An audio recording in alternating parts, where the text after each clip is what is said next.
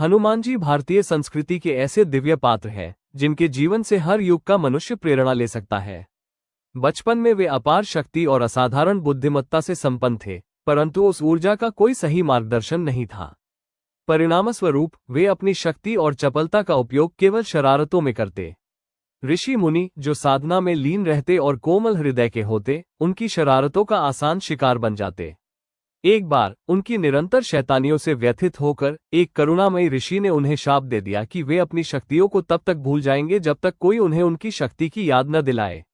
ये शाप वास्तव में उनके भविष्य के लिए वरदान सिद्ध हुआ।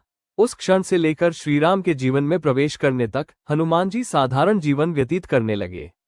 जैसे ही श्रीराम उनके जीवन में आए, वैसे ही हनुमान जी के जीवन को दिशा और उद्देश्य मिला। श्रीराम की सेवा में ही उन्हें अपनी वास्तविक पहचान और शक्ति की स्मृति हुई। इस मिलन ने उन्हें केवल बलशाली नहीं, बल्कि विनम्र और पुनर्तः निस्वार्थ सेवक बना दिया। हनुमान जी के हर कार्य में पराक्रम और त्याग का अद्वितीय समन्वय दिखाई देता है।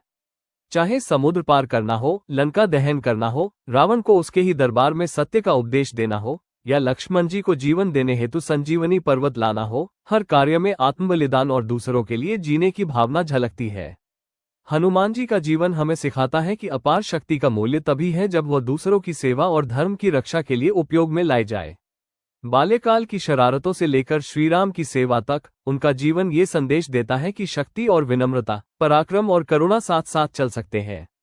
यही कारण है कि हनुमान जी केवल शक्ति के प्रतीक नहीं, बल्कि निस्वार्थ सेवा और अटूट भक्ति के अद्वितीय आदर्श भी है।